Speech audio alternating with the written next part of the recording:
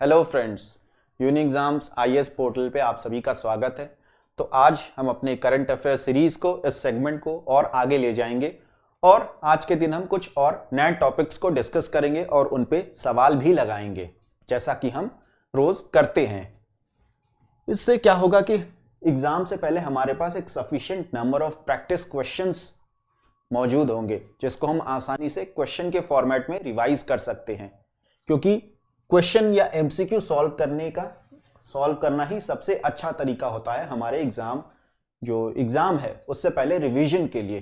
तो आइए आज के टॉपिक्स को देखते हैं और डिस्कस करते हैं। ओके, तो आज का हमारा जो पहला टॉपिक है, जैसा कि आप ये हेडलाइंस देख रहे हैं कि सेंटर पुट्स नीला कुरुंजी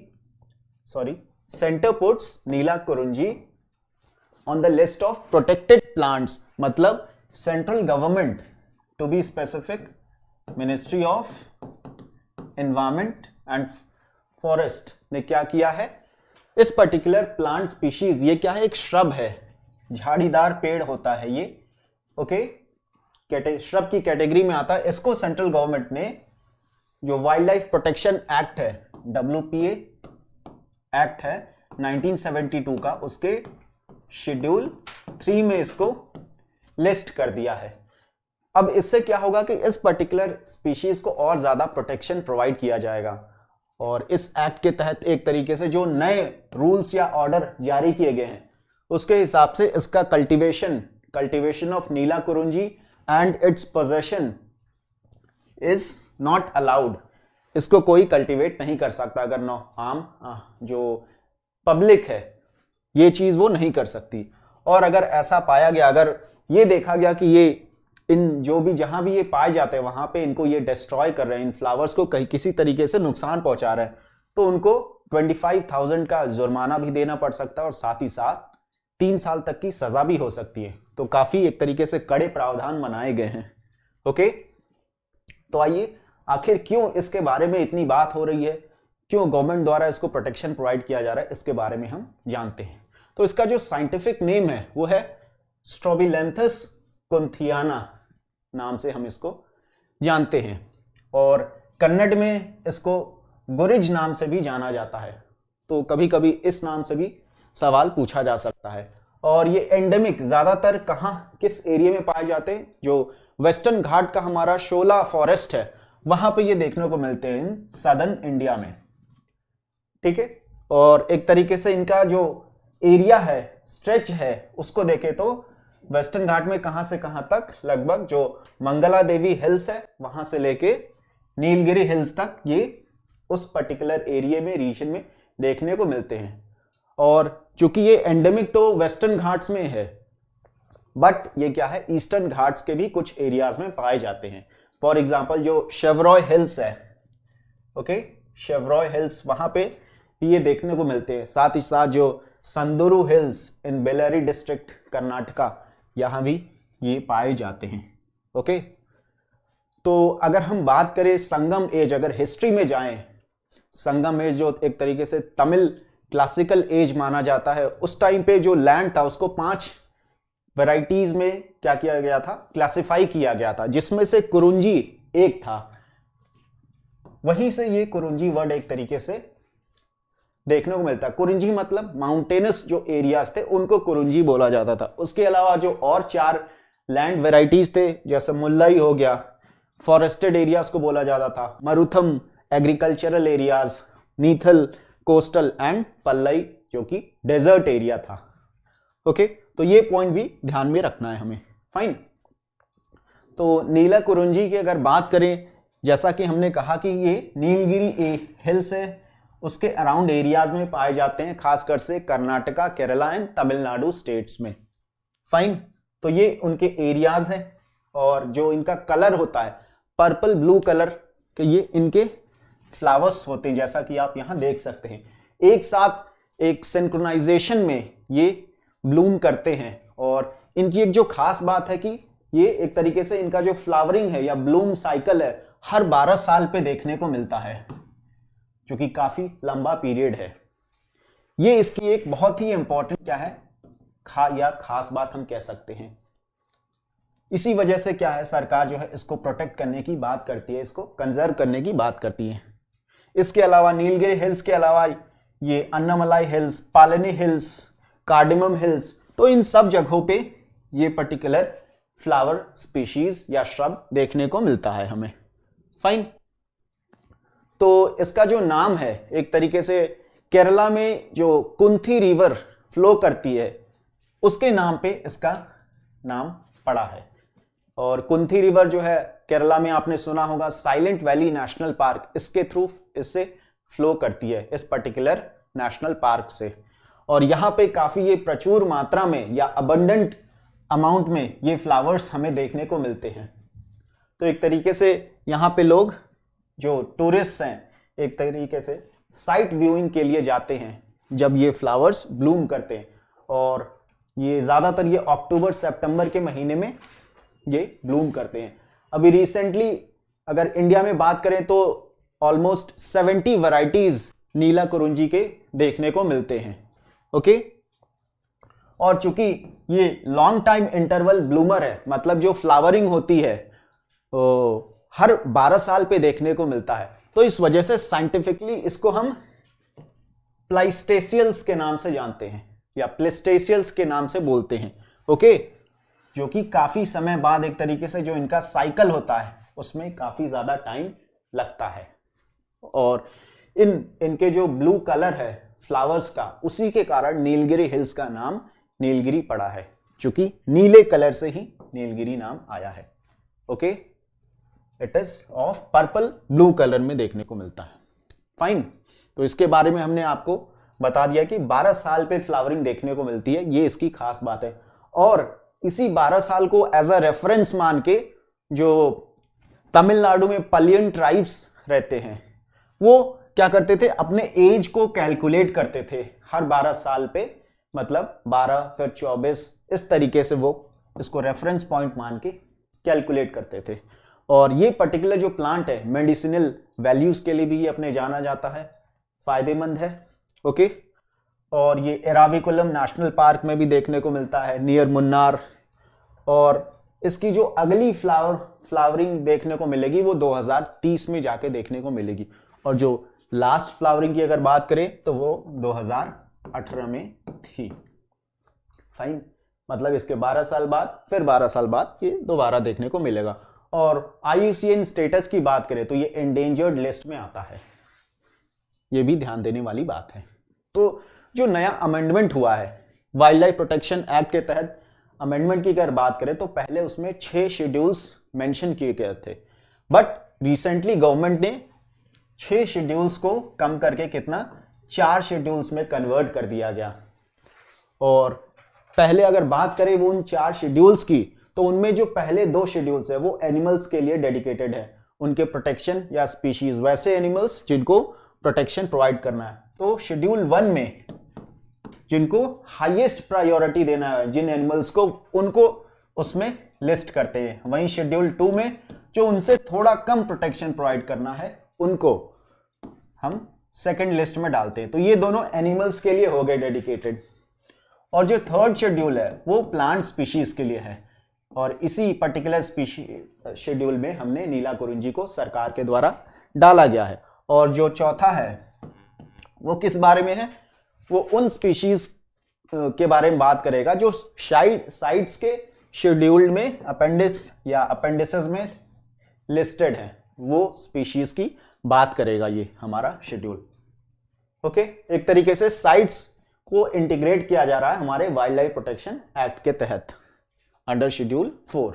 तो ये सवाल है हमारा, आप दोनों मीडियम में देख सकते हैं क्वेश्चंस और अपने हिसाब से इसको सॉल्व करने की कोशिश कर सकते हैं। ओके। तो आइए देखते हैं। Consider the following statements regarding Neela Kurinji often seen in the news in India. पहला क्या है, एंडेमिक श्रब है, found only in the shola forest of Western Ghat. Its statement की बात करें अगर हम, तो ये स्टेटमेंट हमारा इनकरेक्ट है। अब बोलेंगे क्यों इनकरेक्ट है, आप ध्यान से इसको देखिए कि ये कह रहा है कि एंडेमिक श्रब है, ये बिल्कुल ठीक बात है, बट ये कह रहा है कि it is found only in the shola forest of Western Ghat. नहीं, ये ईस्टर्न घाट्स के भी कुछ एरियाज में पाए जाते हैं, इस वजह से ये यहां गलत हो जाता है। दूसरा है Neelakurinji is classified as long interval bloomer known as plietesials. बिल्कुल सही बात है, हमने बात कर चुके हैं इस पे। तीसरा है Paliyan tribal people living in Tamil Nadu used it as a reference to calculate their age. अपनी उम्र कैलकुलेट करने के लिए इसका यूज करते थे, इस फ्लावर्स को रेफरेंस मान के। ये भी हमारा सही है। तो यहां से जो आंसर निकल के हमारा आता है 2 and 3, दैट इज सी। ठीक है, आप इसको साथ ही साथ सॉल्व कर सकते हैं अपने मीडियम के अकॉर्डिंग। फाइन। तो अगला जो हमारा टॉपिक है वो एक्सोप्लैनेट से रिलेटेड है।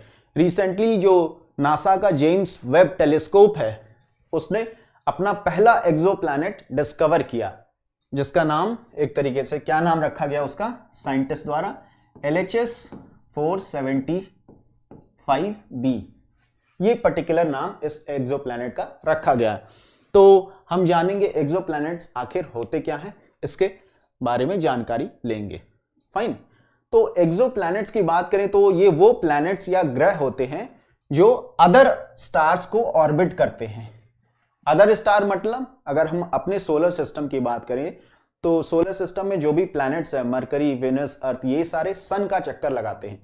तो ये प्लैनेट सन का चक्कर नहीं लगाता, ये अदर जो गैलेक्सी में प्रेजेंट स्टार्स हैं उनका चक्कर लगाता है। तो इस वजह से इसको एक्सोप्लैनेट्स कहते हैं, क्योंकि हमारे सोलर सिस्टम से बाहर है। फाइन। तो नासा के द्वारा या साइंटिस्ट के द्वारा ये बताया गया है कि अगर हम ये देखें कि नंबर ऑफ प्लैनेट्स की अगर बात करें तो वो ज्यादा है कंपेयर टू स्टार्स।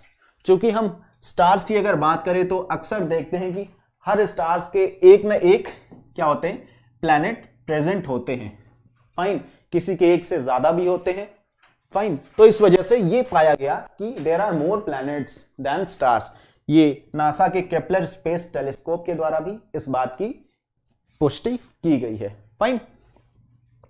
तो अगर हम वैसे तो मोस्ट ऑर्बिट्स जो हैं ऑर्बिट करते हैं किसी न किसी स्टार के, बट क्या है, कुछ ऐसे एक्सो प्लैनेट्स होते हैं जो फ्री फ्लोटिंग होते हैं। फ्री फ्लोटिंग क्या है, मतलब क्या है, मतलब कि ये एक तरीके से जो किसी भी स्टार का चक्कर नहीं लगाते, किसी भी स्टार या तारे का चक्कर नहीं लगाते, उनसे मतलब प्रभावित नहीं होते, किसी पर्टिकुलर स्टार की ग्रेविटी से इफेक्ट नहीं होते, और ये फ्री फ्लोट करते हैं स्पेस में। इसी वजह से इनको रोग प्लैनेट्स भी कहा जाता है। हिंदी में आप उद्दंड या नटखट या जो भी है अपने हिसाब से इसको नाम दे सकते हैं।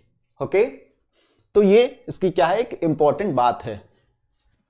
फाइन। तो एक्सोप्लैनेट जो है डिफरेंट साइजेस के पाए जाते हैं, और कुछ केसेस में ये गैसियस फॉर्म में भी पाए देखने को मिलते हैं, जैसे हम जुपिटर की बात करें, या सम केसेस में ये अर्थ की तरह रॉकी या एक तरीके से स्ट्रक्चर में भी देखने को मिलता है। ओके। और टेम्परेचर भी वेरी करता है, कहीं पे बहुत ज्यादा हाई टेम्परेचर देखने को मिलता है तो कहीं पे फ्रीजिंग टेम्परेचर्स भी हमें देखने को मिलते हैं। फाइन। तो आखिर हम इसको स्टडी क्यों करते हैं एक्सोप्लैनेट्स को, why do we study them? Because मतलब हमारी जो अंडरस्टैंडिंग है सोलर सिस्टम की या गैलेक्सी की, उसके बारे में और ज्यादा नॉलेज लेने के लिए। फाइन। कैसे हमारा जो प्लैनेटरी सिस्टम है वो इवॉल्व हुआ, कैसे इसकी ओरिजिन या शुरुआत हुई देखने को हुई। फाइन। इस वजह से हम स्टडी करते हैं इसको। और साथ ही साथ जो ह्यूमंस की अगर बात करें तो एक जो इनका काफी क्वेश्चन देखने को मिलता है कि क्या हमारे अलावा, ह्यूमंस के अलावा, अर्थ के अलावा कहीं और भी जो है क्या है, लाइफ देखने को मिलती है कि नहीं, या एलियंस होते हैं कि नहीं, या are we alone in this universe. इस क्वेश्चन को सॉल्व करने के लिए या इसका जवाब पाने के लिए ये सारी जो है मशक्कत की जा रही है फ्रॉम वेरियस स्पेस एजेंसीज द्वारा। ओके। तो आइए सवाल देखते हैं। आप देख सकते हैं यहां पे क्वेश्चन कि with reference to exoplanets consider the following statements. ये सवाल पूछा जा रहा है। पहला है exoplanets are planets that orbits other stars and are beyond our solar system. क्या बात है, सही है कि नहीं है? ये स्टेटमेंट हमारा बिल्कुल सही है, क्योंकि ये अदर स्टार्स को ऑर्बिट करता है हमारे सोलर सिस्टम के बाहर। दूसरा है the free floating exoplanets are called rogue planets. ये भी बिल्कुल करेक्ट स्टेटमेंट है, इसके बारे में हम डिटेल में बात कर चुके हैं। फाइन, तो यहां पे हमारा आंसर जो है सी निकल के आता है, दैट इज 1 and 2 बोथ, मतलब 1 और 2 दोनों सही हैं। ओके, तो आइए अगले टॉपिक की ओर चलते हैं। अगला टॉपिक हमारा है मेंस हॉकी वर्ल्ड कप से रिलेटेड, जो कि अभी करेंटली अभी मैचेस चल रहे हैं, जिसमें कि इंडिया ने काफी अच्छा परफॉर्म किया और स्पेन, जो कि एक बहुत ही स्ट्रांग टीम मानी जाती है, उसको हरा भी चुका है। इस पर्टिकुलर 2023 का जो वर्ल्ड कप हो रहा है उसकी बात कर रहा हूं मैं। फाइन, और इंडिया के पॉइंट ऑफ व्यू से हम इसके बारे में जानेंगे, चूंकि इस साल जो है ये particular hockey world cup India में कंडक्ट किया जा रहा है। किस स्टेट में? उड़ीसा में। ओके, और इसका जो मैस्कॉट है, आप ये देख सकते हैं इन भाई साहब को, इनका नाम है ओली। ये क्या है? मैस्कॉट है। एक तरीके से उड़ीसा में हम जानते हैं कि ओलिव रिडली टर्टल्स जो है काफी फेमस है वहां पे, खासकर से जो कोस्टल एरिया है, गहिरमाथा वाइल्ड लाइफ जो सेंचुरी है, वहां पे ये ज्यादातर देखने को मिलते हैं, इनकी पॉपुलेशन वहां पे, इसी वजह से इसको मैस्कॉट बनाया गया है, ताकि एक तरीके से अवेयरनेस जनरेट किया जा सके इसके कंजर्वेशन के लिए, प्रोटेक्शन के लिए लोगों में। फाइन, तो ये इसके हो गए कुछ इंपॉर्टेंट पॉइंट्स। तो आइए देखते हैं हमारे एग्जाम पॉइंट ऑफ व्यू से क्या क्या इंपॉर्टेंट हो सकते हैं। ओके, तो ये 2 शहरों में कंडक्ट किया जाएगा इसको, उड़ीसा के, एक भुवनेश्वर में, एक राउरकेला में। अगर हम स्टेडियम की बात करें तो भुवनेश्वर के कलिंग स्टेडियम और राउरकेला के Birsa Munda international hockey stadium में होंगे मैचेस। फाइन, तो मेंस हॉकी वर्ल्ड कप की अगर बात करें तो इसको एक तरीके से कौन ऑर्गेनाइज करता है? इंटरनेशनल हॉकी फेडरेशन है। ये क्या है? इसका ऑर्गेनाइजर है। फाइन, फील्ड हॉकी कंपटीशन है एक तरीके से, जहां पे 2 टीम्स आपस में जो है प्ले करते हैं, एक दूसरे के अगेंस्ट कंपीट करते हैं। फाइन, तो हॉकी वर्ल्ड कप की अगर बात करें तो फर्स्ट जो आइडिया कंसीव किया गया था वो पाकिस्तान के द्वारा किया गया था। पाकिस्तान के एक एयर मार्शल थे जिसका नाम था नूर खान, इनके द्वारा ये आइडिया या इसकी परिकल्पना की गई थी। ये काफी इंपॉर्टेंट फैक्ट होगा खासकर से इंडियंस के लिए। ओके, तो ये टूर्नामेंट 1971 से इसकी शुरुआत की गई और 1971 का जो वर्ल्ड कप था वो वैसे तो पाकिस्तान में इसको कंडक्ट कराया जाना था, मतलब ये ऐसा था कि पाकिस्तान में होगा, बट उस टाइम पे हम जानते हैं कि इनका जो है बांग्लादेश उस टाइम पे अलग हुआ था। इसी कारणों के वजह से, बिकॉज ऑफ सिक्योरिटी रीजंस, इसको पाकिस्तान में कंडक्ट नहीं कराया जा सका और बाद में इसको स्पेन में कंडक्ट कराया गया था। ओके, और अगर हम हॉकी के पॉइंट ऑफ व्यू से देखें तो पाकिस्तान एक बहुत ही स्ट्रांग टीम है, चूंकि पाकिस्तान ने 4 बार जो है हॉकी वर्ल्ड कप जीत चुकी है ये पर्टिकुलर टीम, इसलिए इसको हल्के में नहीं ले सकते। बट इंडिया ने 1975 में पाकिस्तान को हराया था। अपने फेवरेट जो एक तरीके से कंपीटर हैं उनको हराया था। ओके, और ये हर 4 साल पे होता है ये मैच। इंडिया की अगर बात करें तो इंडिया में 2023 को अगर इंक्लूड कर ले तो ये चौथा एक तरीके से वर्ल्ड कप है जो इंडिया होस्ट कर रहा है। इसके पहले 2023 के पहले 3 बार होस्ट कर चुका है। ओके, और अगर जीतने की बात करें इंडिया की तो इंडिया अभी तक सिर्फ 1 बार ये टूर्नामेंट जीत पाई है। होप सो कि इस साल जो है इंडिया जीते। फाइन, हम सब यही चाहते हैं। ओके, तो अगर इसके कुछ जो टेक्निक्स यूज होते हैं या कॉमन टर्म्स, जो हिटिंग टर्म्स टेक्निक्स हॉकी से जुड़े हुए हैं, जैसे फ्लिक होता है, जिंक होता है, टोमाहॉक, स्कूप, और भी बहुत सारे टर्म्स हैं। ये कुछ क्या है इंपॉर्टेंट टर्म्स है जो इस पर्टिकुलर स्पोर्ट से रिलेटेड है। ये कभी कभी एग्जाम में स्टेटमेंट्स में पूछे जा सकते हैं। ओके, तो अगर हम बात करें, वैसे हम सब अक्सर सुनते हैं कि हॉकी क्या है, हमारा नेशनल या ऑफिशियल गेम है इंडिया का, बट मेन पॉइंट क्या है या फैक्ट क्या है कि इंडिया का अभी तक क्या है, कोई क्या है नेशनल या ऑफिशियल गेम नहीं है। हॉकी भी इंडिया का ऑफिशियल गेम नहीं है, मतलब इंडिया का अभी कोई भी क्या है ऑफिशियल गेम नहीं है। ये सरकार द्वारा ये क्लैरिफाई किया गया था, क्योंकि काफी समय तक ये कंफ्यूजन था, लोगों को लगता था कि हॉकी क्या है, हमारा नेशनल स्पोर्ट है या नेशनल या ऑफिशियल नेशनल गेम है, चूंकि ये ऐसा नहीं है। ओके, तो आइए सवाल देखते हैं। Consider the following statements regarding men's hockey world cup. पहला है कि the hockey world cup was first conceived bye Pakistan, बिल्कुल सही बात है, मोहम्मद नूर के द्वारा। दूसरा है कि India has hosted the tournament 4 times and won the cup twice, ये गलत है क्योंकि सिर्फ एक बार ही इंडिया जीत सकी है इस पर्टिकुलर मैच में। फाइन। तीसरा है कि flick, jink and tomahawk are some few common hitting techniques in hockey, ये स्टेटमेंट हमारा बिल्कुल सही है, इसके बारे में हम बात कर चुके हैं। तो यहां से जो हमारा आंसर 1 और 3 निकल के आता है दैट इज बी।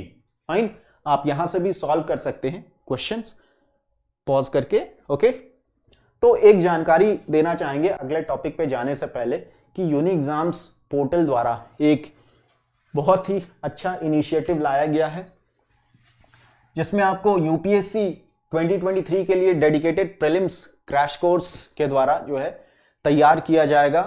फाइन, ये 90 डेज का कोर्स है जिसको एक सेट स्ट्रक्चर या सेट पैटर्न के द्वारा में इसको बनाया गया है, जिसमें आपकी सारा जो ओवरऑल सिलेबस है उसको होलिस्टिकली कवर किया जा सके from prelims point of view. Okay, और दोनों मोड्स में, ऑनलाइन ऑफलाइन दोनों ही मोड्स में ये अवेलेबल है, और लैंग्वेज या मीडियम की बात करें तो हिंदी चाहे इंग्लिश, आप जिसमें भी कंफर्टेबल हैं ज्वाइन कर सकते हैं। और इसकी एक खास बात है कि यहाँ पे आपको सेलेक्टेड जो मेंटर्स हैं, टीचर्स हैं, उनके द्वारा आपको पढ़ाया जाएगा। ये क्या है, बहुत ही इंपॉर्टेंट बात है, जैसा कि आप देख सकते हैं स्क्रीन में, they all are UPSC selected individuals या ऑफिसर्स कह सकते हैं हम। ओके, तो इनके द्वारा पढ़ा जाएगा, जो कि एक अपने आप में बड़ी बात है।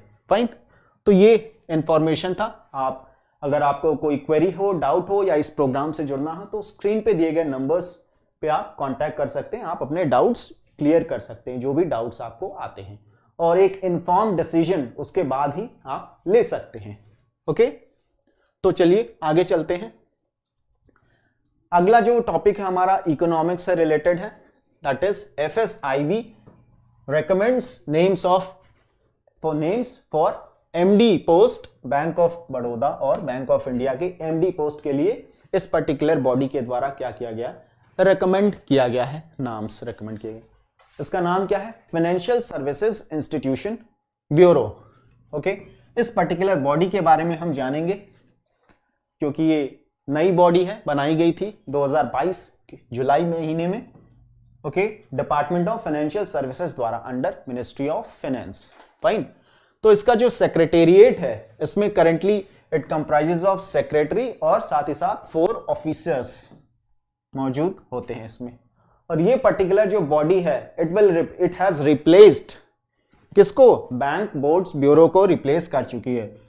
बैंक बोर्ड्स ब्यूरो को आप पहले पढ़े होंगे, इसके इस टॉपिक से रिलेटेड क्वेश्चन भी पूछे जा चुके हैं यूपीएससी प्रीलिम्स में, तो इसको, इस पर्टिकुलर बॉडी को ये रिप्लेस करेगा। फाइन, ये आपका आरएम लोढ़ा कमिटी जो थी उसके द्वारा इसको लाया गया था, बनाया गया था बैंक बोर्ड्स ब्यूरो को।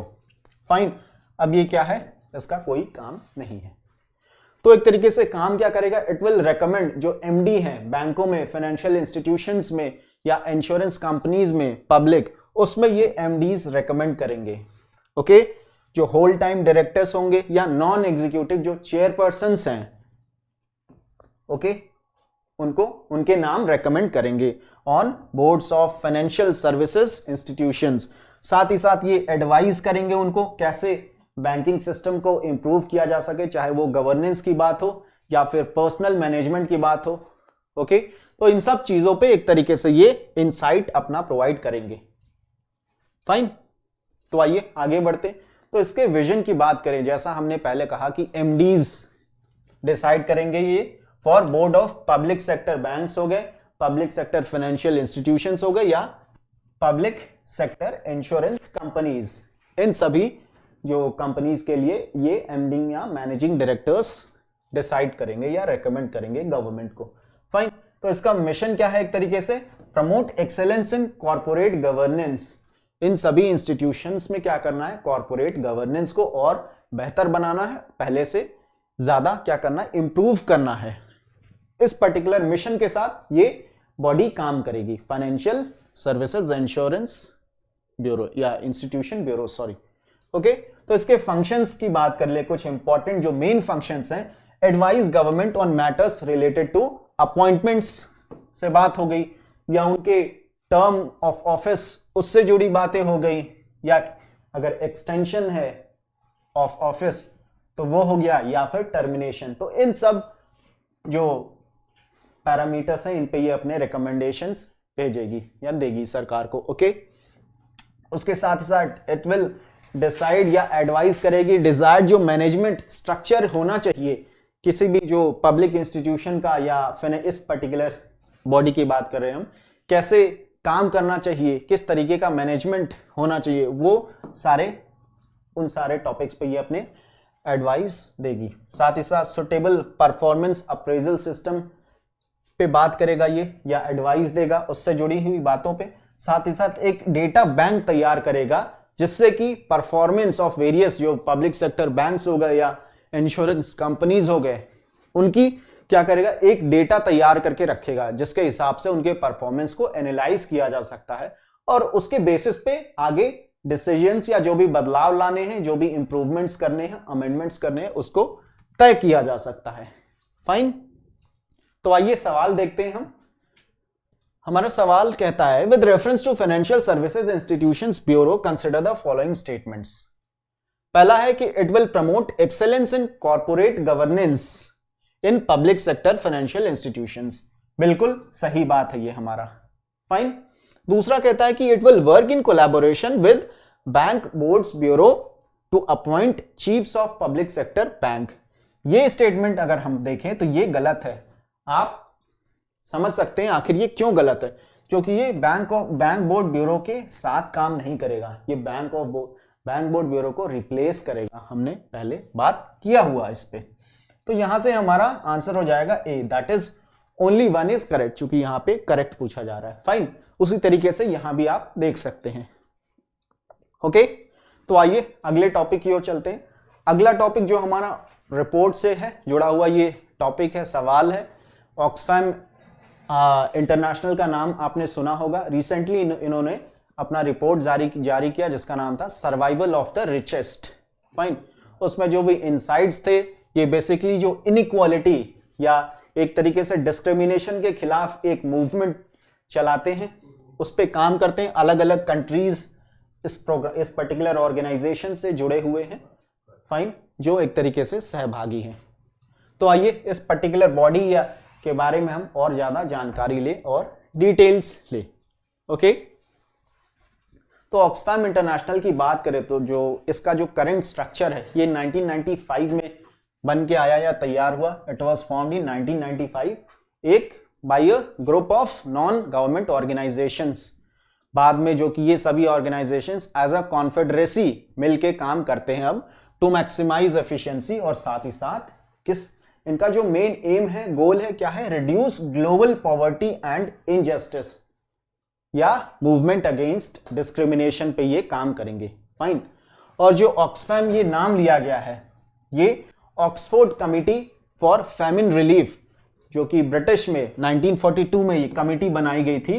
किस पे, फैमिन से जुड़ी ये कमिटी बनाई गई थी, और यहीं से क्या किया गया, ये नाम लिया गया ऑक्स एंड फैम, ये मिलके हमारा ऑक्सफैम बन गया।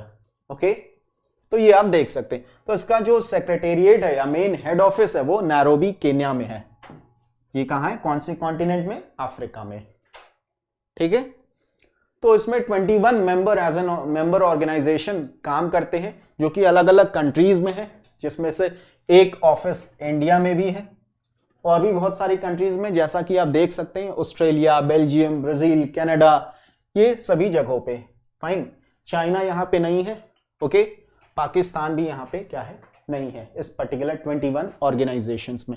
और किन किन एरियाज पे ये काम करते हैं, इनका फोकस एरिया क्या है, एंडिंग पॉवर्टी, जो इनका मेन गोल है, टारगेट है। उसके साथ साथ water and sanitation, food, climate and natural resources, conflicts and disasters, extreme inequality और एसेंशियल सर्विसेज पे ये काम करते हैं। उसके साथ साथ जेंडर जस्टिस और वुमेन्स राइट, महिलाओं के हक के लिए भी ये काम करते हैं। ओके, एक तरीके से ओवरऑल जो इनइक्वालिटी देखी जा रही है ग्लोबल लेवल पे, उसको खत्म करने के लिए, उसको मिनिमाइज करने के लिए ये पर्टिकुलर इंस्टीट्यूशन या ऑर्गेनाइजेशन सभी जो मेंबर ऑर्गेनाइजेशन है उनके साथ मिलके काम करती है। ओके, तो ये इसके बारे में टॉपिक था। तो इसके कुछ 2023 जो रिपोर्ट है उसके बारे में कुछ हाइलाइट्स अगर हम ले ले तो इसमें ये देखा गया कि अगर हम 2012 से 2021 तक की अगर बात करें तो इस टाइम पीरियड में जो भी वेल्थ जनरेट हुआ, क्रिएट हुआ, उसमें ये देखा गया कि 40% जो वेल्थ है इन इंडिया के रिस्पेक्टिव से बात करें, पर्सपेक्टिव से, ये it gone to just 1% of population. मतलब 1% लोग के पास 40% जो वेल्थ क्रिएट हुआ या जनरेट हुआ वो है। मतलब आप देख सकते हैं कितना ज्यादा डिस्क्रिमिनेशन है, कितना ज्यादा डिस्पैरिटी देखने को मिल रहा है कि 1% लोग 40% वेल्थ एक तरीके से कब्जा करके बैठे हैं। और वहीं अगर हम बात करें तो जो बॉटम 50% जनता है, लोग हैं, उनके पास मात्र 3% वेल्थ है। ओके, तो मतलब 3% वेल्थ हमारी जो 50% जनता है उनके पास है। तो यहां आप ये ग्रिम सिचुएशन को आप देख सकते हैं, समझ सकते हैं। तो ये पॉइंट्स आप अपने मेंस के आंसर राइटिंग में डाल सकते हैं अगर इनइक्वालिटी या इंक्लूजन, फाइनेंशियल इंक्लूजन से रिलेटेड अगर आपका सवाल हो।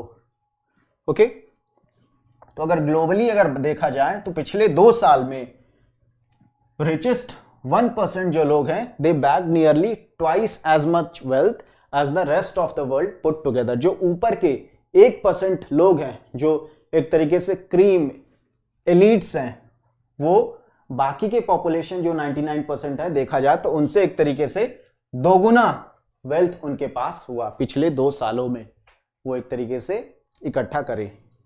और वहीं फीमेल वर्कर्स की बात करें तो they earn 63% of male workers earning. मतलब यहां पे फीमेल अर्निंग और मेल अर्निंग में एक तरीके से डिस्पैरिटी देखने को मिली कि फीमेल जो है उनको सिर्फ 63% ऑफ मेल अर्निंग मिल रहा है।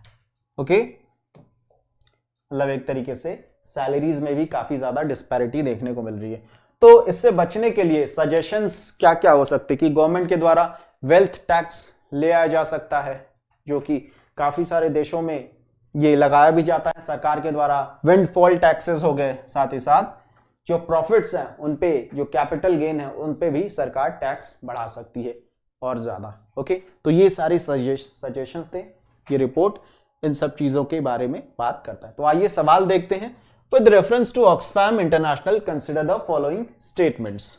ठीक, तो पहला है हमारा एंडिंग पॉवर्टी, दूसरा वाटर एंड सैनिटेशन, तीसरा है food, climate and natural resources, चौथा है हमारा कॉन्फ्लिक्ट्स एंड डिजास्टर्स, वहीं आखिरी क्या है gender justice and women's rights.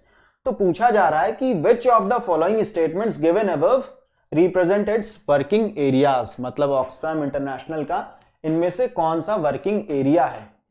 Fine, ऊपर दिए गए कथनों में से कौन सा इसके कार्य क्षेत्रों का प्रतिनिधित्व करता है। तो अगर हमने जो भी अभी पढ़ा इससे पहले उसमें देखा कि ये चारों क्या है, इनके वर्किंग एरियाज हैं। तो यहां से हमारा आंसर निकल के आ जाएगा D, that is 1, 2, 3, 4 and 5। Fine, तो ये हमारे क्या थे आज के टॉपिक्स थे। इसमें काफी इंपॉर्टेंट टॉपिक हो सकते हैं ये हमारे एग्जाम पॉइंट ऑफ व्यू से। ओके, तो कल हम कुछ नए टॉपिक्स के साथ आपके साथ फिर से आएंगे और उसको डिस्कस करेंगे, उस पर हम नए नए सवाल लगाएंगे जब तक हमारे प्रीलिम्स खत्म नहीं हो जाता। ओके, तब तक के लिए जय हिंद, जय भारत।